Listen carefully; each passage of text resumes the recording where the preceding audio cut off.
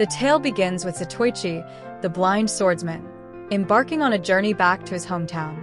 Renowned for his unparalleled swordsmanship and heightened senses, Zatoichi yearns for peace and redemption. Despite being a wanderer often caught in the crossfire of violence and intrigue, his ultimate wish is to escape the chaos and find solace.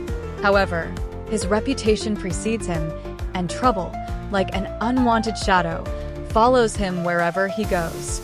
As Zatoichi approaches the familiar paths leading to his village, memories of his past flood his mind. He recalls his younger days, the struggles of learning to adapt to his blindness, and the rigorous training under a sensei that transformed him into a formidable swordsman. These memories are bittersweet, as they remind him of what he has gained in skill but lost in simplicity and innocence. Upon his arrival, Zatoichi reconnects with his former master, the sensei who not only taught him the art of swordsmanship, but also instilled in him a moral code. Their reunion is a poignant moment filled with a mix of nostalgia, respect, and unspoken sadness. The sensei, now aged but still wise, expresses concern over Zatoichi's tumultuous life. He urges Zatoichi to consider a different path, one of stability, peace, and perhaps even love. For the first time in a long while, Zatoichi begins to contemplate the possibility of laying down his sword and embracing a quieter existence. The sensei introduces Zatoichi to his sister, Yayoi, a woman whose gentle nature and kind heart immediately captures Zatoichi's attention. Yayoi is unlike anyone he has encountered in his years of wandering. She radiates warmth and sincerity, qualities that begin to stir something deep within Zatoichi, a longing for normalcy, family, and a sense of belonging.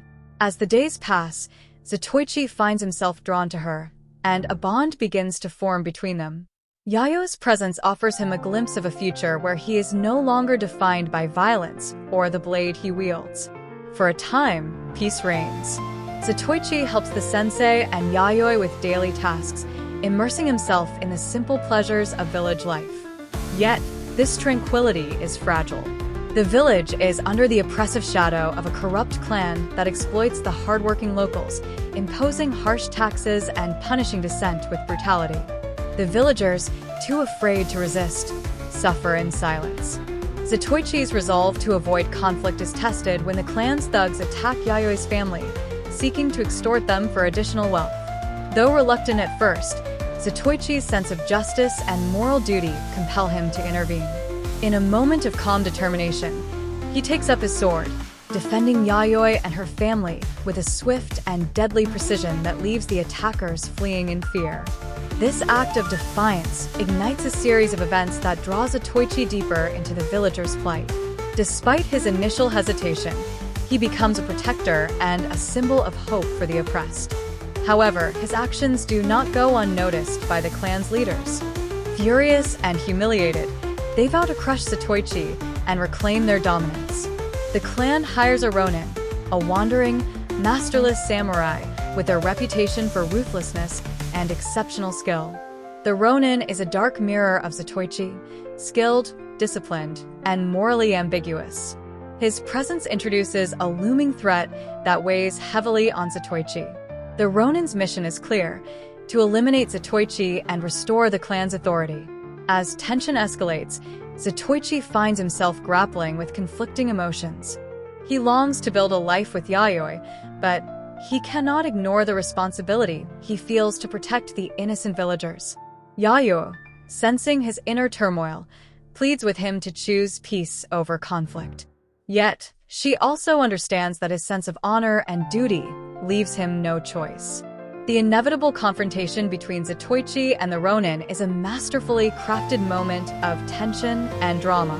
The setting, a desolate field at dusk, becomes the stage for a duel that is as much about ideology as it is about skill. The Ronin challenges Zatoichi not only with his swordsmanship, but also with his words, questioning the purpose of Zatoichi's path and the futility of his sacrifices.